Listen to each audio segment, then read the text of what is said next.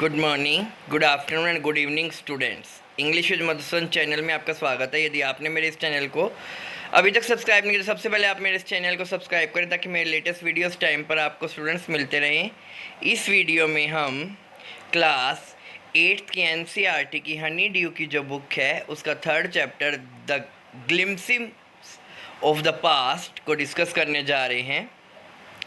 Here are some pictorial glimpses of history of our country. तो यहाँ पर क्या है, हमारे जो देश का इतिहास है उसके बारे में कुछ आपको पिक्चर्स के माध्यम से उसकी झलक दिखाई गई है। कब से कब तक की, जो 1757 से 1857 तक के बीच में समय था।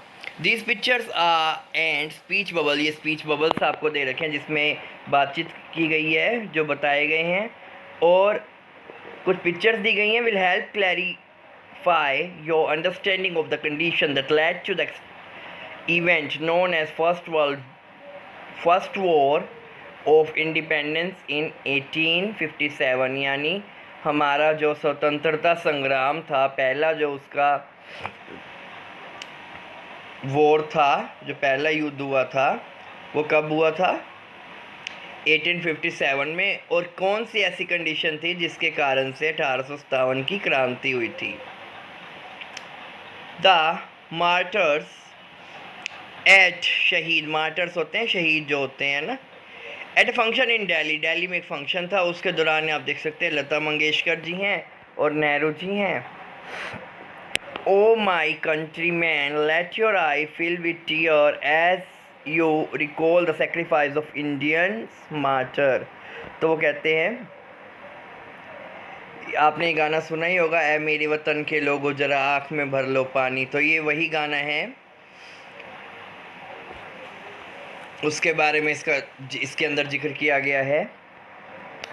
The countries conquest, country conquest, the company conquest क्या है? यानी जब कंपनी ने, ब्रिटिश ईस्ट इंडिया कंपनी जो अंग्रेजी कंपनी थी, ब्रिटिश कंपनी थी, उसने कैसे कैसे हमारे जो भारत के बहुत सारे हिस्से हैं उन पर उन्होंने कॉन्क्विस्ट यानी उसके ऊपर अपना राज स्थापित करना शुरू कर दिया था। देख सकते हैं आप, पहले ब्रिटिश टेरिटरी थोड़ी सी थी 1765 में, धीरे धीरे ये आगे बढ़ती जाती है।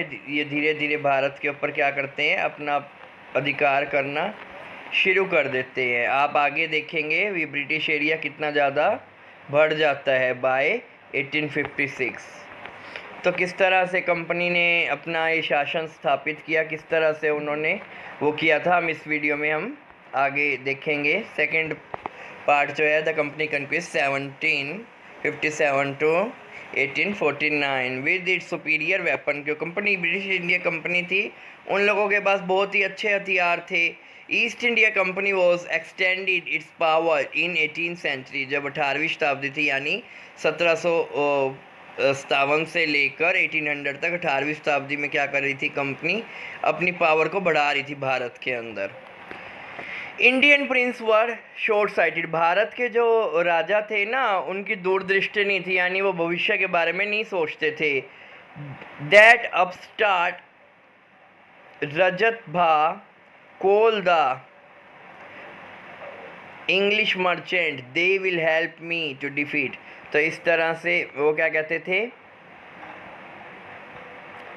कि ब्रिटिश मर्चेंट को बुला लो और वो मेरी हेल्प करेंगे। तो इस तरह से जो इंडियन प्रिंस थे, इंडियन राजा थे, महाराज थे, तो वो क्या करते थे, अंग्रेज़ों की सहायता लेते थे, जो अंग्रेज़ व्यापारी हैं, और वो मदद करेंगे दूसरे जो क्षेत्र के इंडियन राजा हैं उनको हराने के लिए। The people had no peace due to such contrast fight. तो इस तरह से आपस में जो देसी राजा थे, भारत के जो देशी राजा थे, वो आपस में प्रिंस लड़ते रहते थे, और वो हेल्प किससे लेते थे? ब्रिटिश से, ब्रिटिश मर्चेंट से। इस तरह से ब्रिटिश मर्चेंट को फ़ायदा होता गया, कोई भी लोगों में शांति स्थापित नहीं थी, इसी इनकी लड़ाइयों के कारण। The rivalry help the east India company, क्योंकि आपस में जो राजा थे, लोकल राजा थे, इंडियन राजा थे, उनमें आपस में राइवलरी थी, एक दूसरे से लड़ते रहते थे, और इसका फ़ायदा किसको मिला? ईस्ट इंडिया कंपनी का। इट कुड ईजिली सब due Indian Prince one by, इस तरह से उन्होंने एक एक करके इंडियन प्रिंस को हराते गए और खुद सारा शासन भारत के ऊपर करते गए।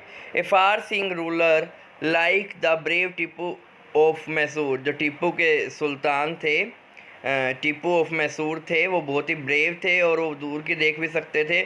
उन्होंने ब्रिटिश से तब तक लड़ाई करी जब तक वो मर नहीं गए थे।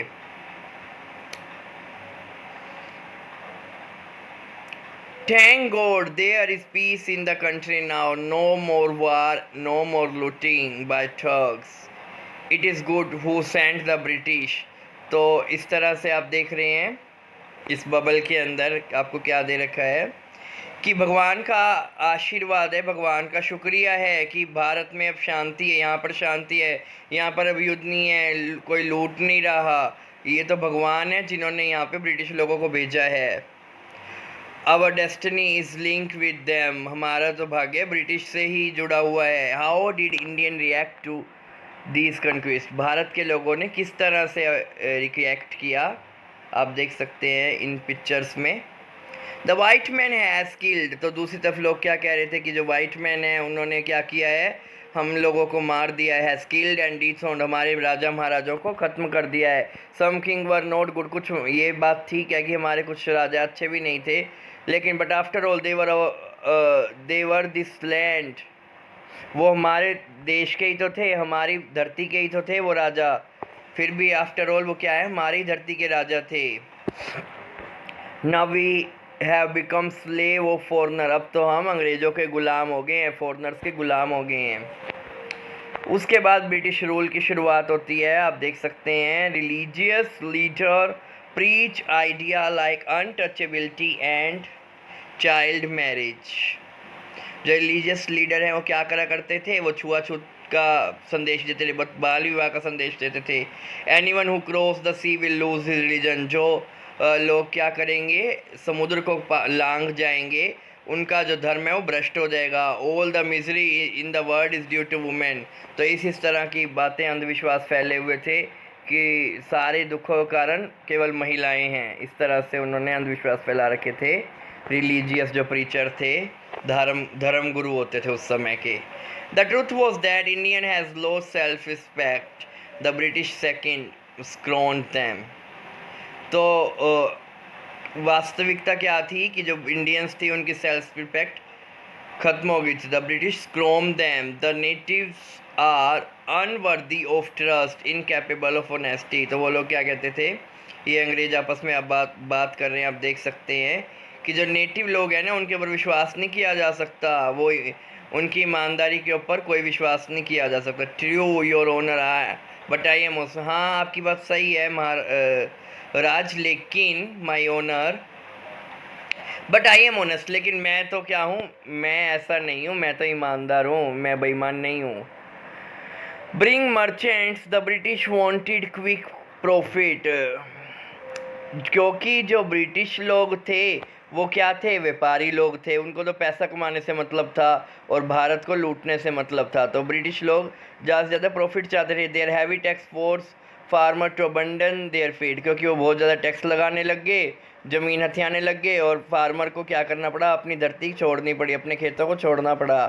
But your man are taking all my crops, लेकिन तुम्हारे आदमी क्या कर रहे हैं, हमारी सारी फसलें ले जा रहे हैं। यू आर स्टिल इन एरेड्स, तुम्हारे पास अभी भी कर्जा है। इफ़ यू डोंट पे, अगर आप तुमने अपने कर्जा पे नहीं किया, I will send you to jail, मैं तुम्हें जेल में डाल दूंगा। तो इस तरह से देख रखते हैं किस तरह से किसानों का भी शोषण किया करते थे ब्रिटिश लोग।